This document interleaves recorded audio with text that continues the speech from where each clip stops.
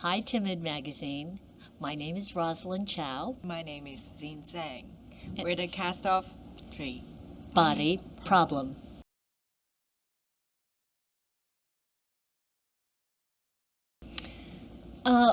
When I watched the show, honestly, love was an outstanding theme to me. The whole storyline between Will and Jean. I blanked out on her character's Jean. name. On Jean.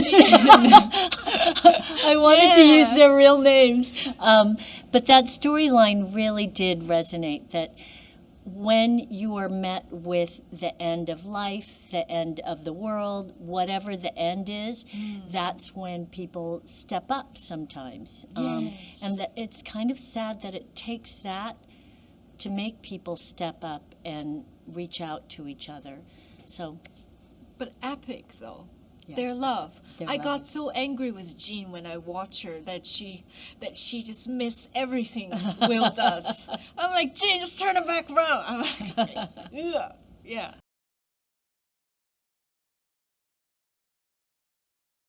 well, I did understand the concept of three-body problem prior, but I didn't go through the extensive science training that Zine went through to play that presses the button. So do you want to Yes. talk about your science Yes, training? because I had the privilege of getting into the group, the production team earlier, so I had the privilege to work with Matthew Mackenzie, hired by Netflix. He's a wonderful physics professional professor, doctor, I would say, because he has so much good ideas about physics. And we had 3 lessons with him, all through in a roll of the day, and I really dig into some science, even though myself is not a scientist at all. I had to go to the imagination of the science in order to keep on going with all the Whereas I love stuff. science. I subscribe to all the science podcasts. I have Scientific American, and I'm a math nerd. But it was not put to use. It is. It is. It's in The my rational- subtext, yes. The rational thinking of the math nerd Yes. is super It's- helpful. It's in Yeah. my DNA, yes.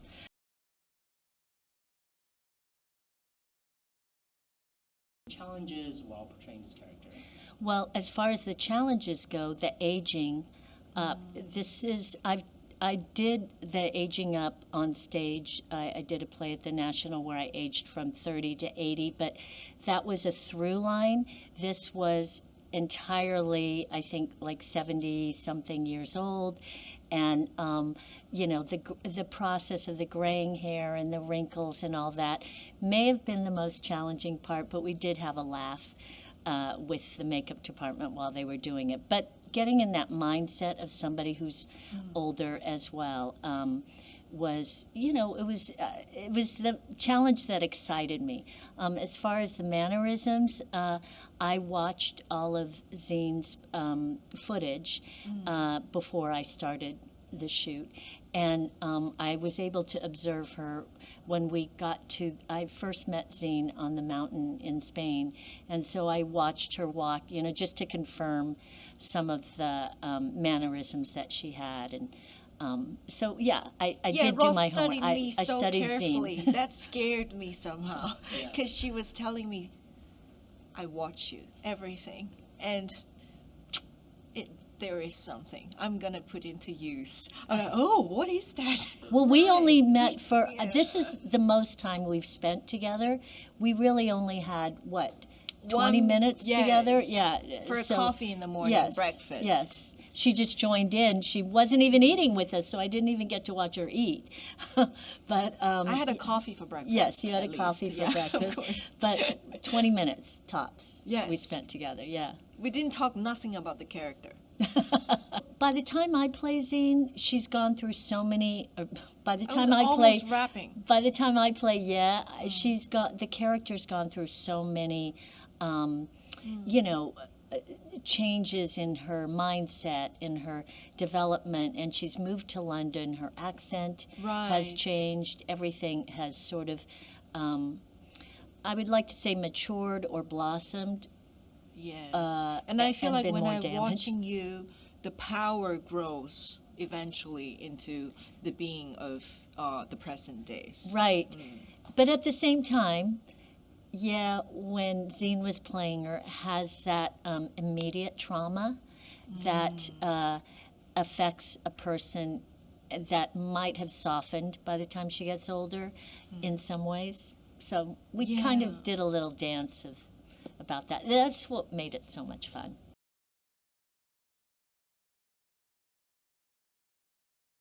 Well, I think I have extensive knowledge of generational trauma through experience and through my ancestry.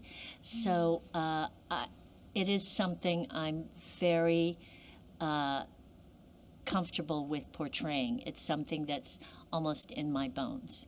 And this is the first time I've really been able to open that little door, because as you may or may not know, that, you know, in the past, a lot of times with Asian Americans, everything is don't talk about it. Is negative, don't talk about it. Oh, I can relate that. Yeah. So as a result, this is the first time that it's kind of brought forward so that we can talk about it.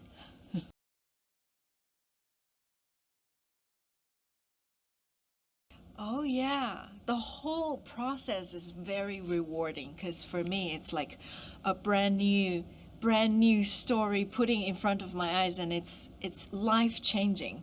And I remember during the filming, I worked very close with the showrunners, David, Dan, and Alex, and I wrote them long letters about my character. And they said, okay, Zine, let's set up a meeting and talk about your letters. I'm like, okay. And I got so into it, and Derek says, Zine, just chill. You're in good hands. Trust me. That is the thing. They were on the set, Dan, David, and Alex Yes. were on the set every day. And taking turns. And they were there for us if we had any questions. If we call them Dad for a reason. David, Dan, and Alex. Wait, David, Alex, and Dan, because there was always DAD. something. If we had a question, all you'd have to do is David, and then he'd be over there, or, you know, Alex would come say something, and then they would discuss. It was dreamy. I love them so much.